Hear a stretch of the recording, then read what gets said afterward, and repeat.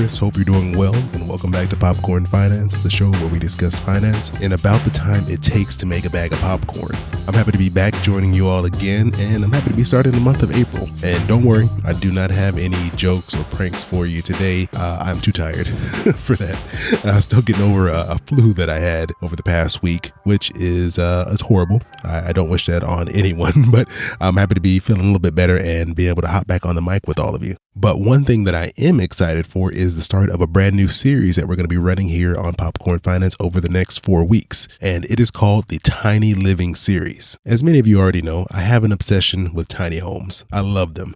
They're just so unique and creative, and I love how people take such a tiny space and turn it into something so functional. You know, the use of unique furniture and appliances that sometimes make the space end up being more functional than, homes that are 5-6 times larger. And not to mention that there's some serious financial benefits of living in a tiny space. So this love and interest that I have for tiny homes has kind of spread out and expanded beyond tiny homes and moved to just tiny living spaces in general, because those same benefits and same, design techniques that they use in tiny homes work in many other spaces. So over the next 4 weeks, I'm going to be taking you across the United States to talk to some people who have decided to live in some very tiny and unconventional homes. This is a series that I've been working on for, I think, over 6 months now at this point, and I'm really excited to be able to bring all these stories to you. So let me give you a quick overview of where we're going to be traveling over the next 4 weeks. We're going to kick things off in Orlando, Florida with Matt and Alli Owen, who've decided to embrace van life, and they've converted a Sprinter van into their full-time home.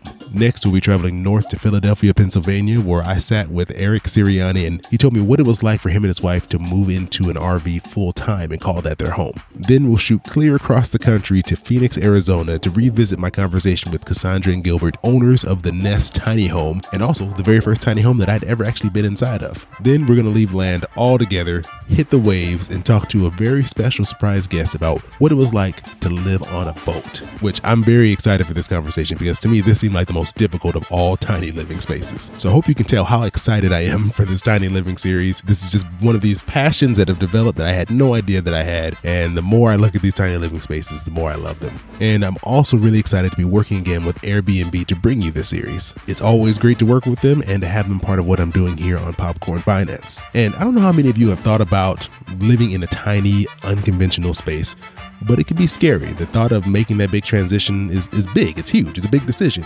And maybe it's something that you want to try out before you just go all in. So if you've been considering tiny living, even if it's for a few weeks or a couple months, whatever it may be, hosting your regular size home while you're on your tiny living experimental adventure is a great way to bring in some extra cash and even help fund that adventure itself. You can join the over 2 million people who are currently hosting their homes on Airbnb. And the great thing is you can do it whenever you want. It's your home.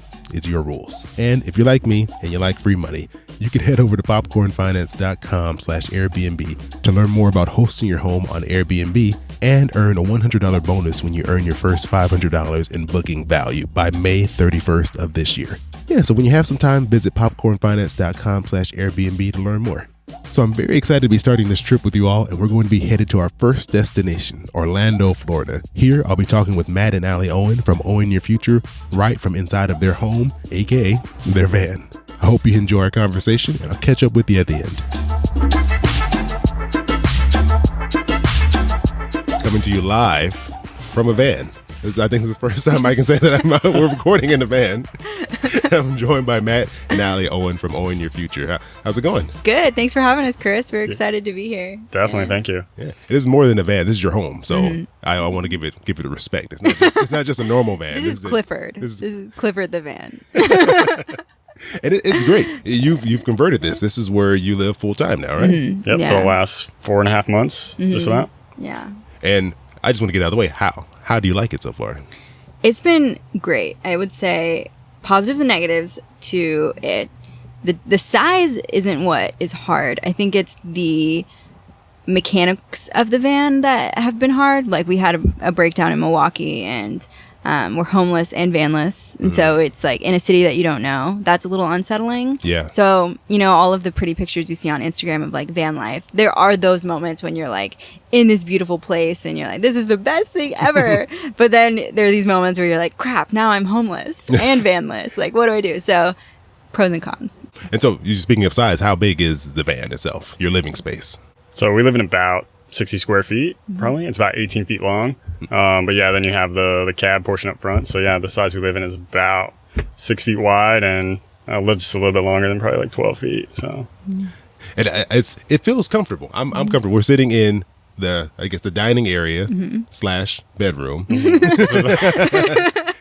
slash kitchen. The kitchen's here. You know, I can touch it from here. Yeah, you're on top of the garage. That's where we store all of our backpacking gear and everything else under the bed. And that's what I love about talking to people about these tiny spaces that they live in. So I've done episodes on tiny homes, on RV living. It's that you have to be creative. You have to make use of the space. Yeah, if you can't, if you have a 4,000 square foot home, you can just waste space. I'm going to put my couch in this empty room and just never go in there. But when you have a limited space, you have to be creative. You make use of what you have in multiple ways. So just to give a little background, what were you doing before you lived in this van? So we were both working in Bakersfield, California as engineers. We both worked in the oil and gas industry. I'm a mechanical engineer. Allie's a petroleum engineer. And we're kind of feeling dissatisfied with the location we were living. We weren't feeling really connected to a purpose in our jobs. So we really decided to take a leap about 4.5 months ago and travel full time. And was this a hard decision? Yes, definitely. It still has been hard because think of moments. So we didn't actually reach financial independence before we left. And so we've had moments where we are like, oh my gosh, crap, did we just make the biggest mistake of our lives? Like, should we have kept working and kept going for that number, for that FI number? But yeah, overall, I think the decision was made based on like our mental health, and we just couldn't live there anymore. And so we did Matt did a blog post on risk analysis, like how he could explain it better. Yeah, I mean, I think the things we looked at is like, what do we want our future life to look like? So we were talking about, right after we got married, having a family, how long do we want to wait till we have kids? It was looking like, okay, if we wait till we hit this FI number, we're going to be in Bakersfield. We have to kind of start our family there, which we didn't really want. We wanted to be location independent and kind of time independent. So we're like, well, if we keep working these jobs, those are never going to lead to those outcomes that we really value and really want. So like really the biggest risk is doing what we're doing, because you're guaranteed to not hit the result that you want. So we're like, okay, when you think about it that way, it's like, let's take this jump. We'll start these businesses. We'll work on those. We have the financial backing of pursuing FI for 4 years. Like we have a good runway. And if it doesn't work out, worst case scenario, we end up going back to some jobs. So. Yeah. And then to give listeners a little background on the two of you. So you've left your jobs because now that you're in the van, you're just anywhere you want to be, essentially. And I'm assuming your job wouldn't let you work from wherever you wanted to be. You actually had to come and show up to a building or an office to actually do your job. So you had to make a decision on leaving that. And this is not just a housing change. This is like a complete lifestyle change for both of you. Definitely. So it was, from what you're saying, it was the stress of work, like the mental health impact of being at work and the stress you were dealing with. And would you mind kind of saying a little bit more about that? Like, what was it like that was like hitting you because this is like a huge lifestyle change. Totally. To make you like turn your lives completely upside down and do something, out of the box for sure. Yeah. I think it was the disconnection from purpose that really, I never felt connected at my job, that like I was living out what I was created to live out. And that is serving other people and helping other people. And being an engineer, you sit a lot of time behind a desk and you're not connected with people. It's, reports, spreadsheets, like processes, and that's great. And that, but I came to the point where I was like, someone else deserves my job and I don't deserve it because I don't love it. And I'm not like here for this, and someone else would do a way better job than me. But he's a little bit different. Yeah, I was working pretty long hours, so I had a 2-hour commute. So an hour there, hour back every day, and then working probably close to 11 hours a day out in the field. So that was really kind of wearing on me. I wasn't getting to spend a lot of time with Alli, especially after we got married. Just like being distant from your new wife was hard for me. And yeah, I definitely agree with what Alli said. You're just like part of a really big business, part of a big machine. Right? And I think a lot of people that are in corporate America can probably relate to that. You don't really see how the efforts that you're putting forth are really like impacting people. And it can be hard to really like derive your purpose when you're in a situation like that. Because it's like, okay, I'm helping to make some oil that somebody somewhere is enjoying to drive or travel or heat their home or something. But it's like, it just wasn't connecting to me the same way that like now we have very like purpose-filled businesses trying to help people with their finances, and you can really just like touch people on a really very real personal level. Yeah.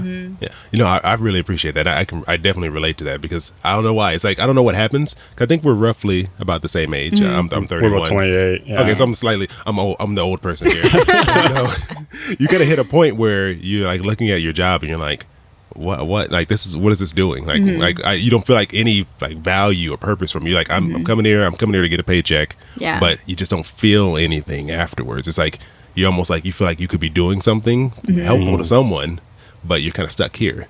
So I definitely get that. You kind of have that reflective moment. Maybe it's like maybe it's like a late 20s thing. Like you start to really think about it. Before it's like, I just need money. Yeah. I just need to feed myself. Yeah, someone give me some money so I have to live with my parents. Yeah. And then I'm good. But then after a while, you get used to that and you're like, okay, now what? And so I think it's really cool that you've actually decided to do something about it. You said, okay, we're going to just change your life. So what was that like leaving work? And then you did the work in this van yourself. So what was that like transition from going from normal work to where we're at now? Life. Leaving work was really hard because we faced a lot of backlash from outside people who thought we were making the wrong choice. And it was hard because they had put expectations on us that were not our own.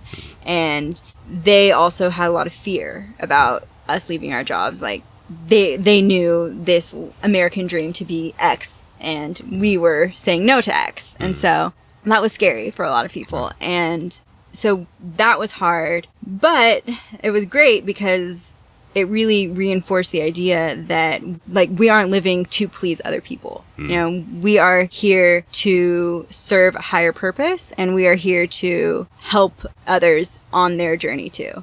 But it's okay if what we say is offensive to some people. We're not here to please everyone. Does that make sense? Especially not with your life. Like when you decide with your life, it doesn't matter if that offends someone else. It's not their life. You're doing your own thing. Exactly. Right? Everyone gets to choose what they get to do. So converting the van though. Yeah, converting the van was an eye-opening experience, I think. I mean, we quit our jobs and we started working on the van full time. So I was putting like 10-hour days in. We converted the whole van in about 6 weeks. Wow, that's fast. Hit the road. So yeah, I mean, you're sitting in it, but we did a lot of work in here. Yeah, because I mean, from the inside, just to give people, since this is audio only, it doesn't look like a van. When what we're in, like, there's not like metal exposed. It feels very homey because like the wood pieces that are in here. So yeah, you did that was a lot of work in 6 weeks. Yeah, so we knocked it out. But I found that, I don't know, I guess I struggle with perfectionism a little bit. I don't know whether that's coming up as from my childhood. Also just like being an engineer, very like detail oriented and things like that. So it's like I'm on this tight time crunch, but I'm also like trying to make everything perfect. Allie's not really a perfectionist, so like we're butting heads because she's like, just glue some stuff up there, it'll be fine.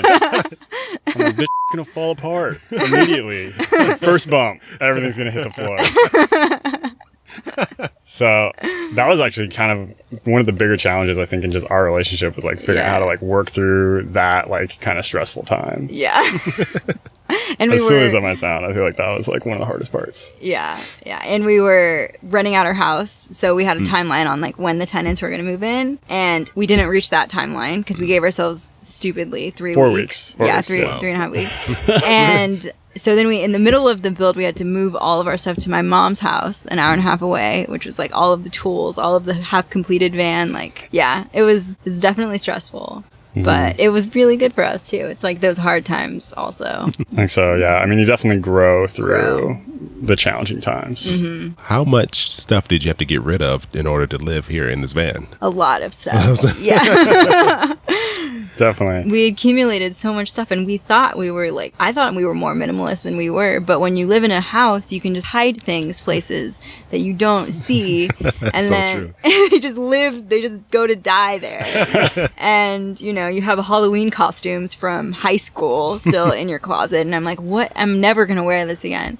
So we had a big garage sale. Well, first we sold everything. We tried like Craigslist, OfferUp. Those, eBay, big stuff got sold there. And then we did a garage sale, which was not very fun because, you know how much you spent for that, and someone's offering you 25 cents, and you know you spent $75 on it. And you're like, oh, okay, fine, just take it. I don't want it anymore. Yeah. I will literally pay you to leave with my stuff. So it was more emotional too. Yeah, anyway, Yeah. that seems tough to just let yourself go because we get attachments to these things. You know? Even if it's like the thing that's like, why do I have an attachment to this? Yeah. It's like, I just want to keep it. I want to keep this flash drive I got when I was in 7th grade. I don't know why. It meant a lot to me then. Probably is broken and doesn't have any of my documents on it, but I feel like I need to keep it. Yeah, it's like 64 megabytes. I can't even save an Excel spreadsheet on this. I want this for some reason. Yeah, it is wild how attached we get to things, and I think it was a really good experience for us to go through. It's like really let go of stuff, because I feel like we learned a lot about ourselves through that. And like when we do end up settling down, because I think we do want to go back into a house when we have kids and things like that, like I think we'll just approach our life and like minimalism and all of that just kind of with a fresh set of eyes after having to sell pretty much everything. That's true, because you get to now, as older people, now you can say, what do you really value? What do you want to have now at this point? It's not just, well, I've had all this stuff all this time. You get to do a reset. Most people don't get to do a reset. Yeah, that's it. Yeah. Most people aren't going to just stay where they're living and then just sell everything. It's like, I'll just slowly buy everything again. This gives you a good reason to do that, which I think is really cool. Yeah. Really cool. And really be intentional about the things that you allow into your life. And like living in the van, I think has made us realize that, because we just don't have space for things. So we just can't buy things. But thinking intentionally about what you want in your home and what you want in your space has been cool. I like that. Well, I appreciate your time. I don't want to take too much of your time here. You're going to be doing a tour of your van, actually. We are, yeah. Which is really cool. Just following this. So that'll be great. I'm definitely going to stick around for that. Sweet. So, I mean, I feel like a VIP. I got the tour and You nobody did. was You here. did. So. You got the VIP treatment. You got a sparkling water. I know. See, I feel very special because it's hot outside. So I appreciate the cold water. Thank you. Well, before we go, where can people learn more about what you're doing? I know you're posting a lot of good images. Like people can see this. This is just audio, so they can actually get a feel for what this all looks like. Where's a good place to connect with you? So we have Van Tour on our YouTube channel, and our YouTube channel is Owen Your Future. Owen is our last name. And we have an Instagram, Owen Your Future, and a website, owenyourfuture.com. Okay, So, perfect. Yeah. Oh, Thank you, Chris. This was fun. Yeah, thanks for having us. Thanks for inviting me into your home and letting me put all my equipment on Of the table. So, it's been good. Thank you so much. I appreciate it. You're welcome. Thank you. Thanks again to Airbnb for being a part of the Tiny Living series. If you have a regular size home, or maybe even a very large home, and you've been thinking about bringing in some extra cash, one great way to do that is to rent out either some extra space or just the whole thing by hosting on an Airbnb. Join the over 2 million people who are currently hosting on Airbnb and bringing in some extra cash. And on top of that, if you go to popcornfinance.com/Airbnb, you'll receive a $100 bonus when you earn your first $500 in booking value by May 31st. So again, head on over to popcornfinance.com/Airbnb to learn more and to sign up.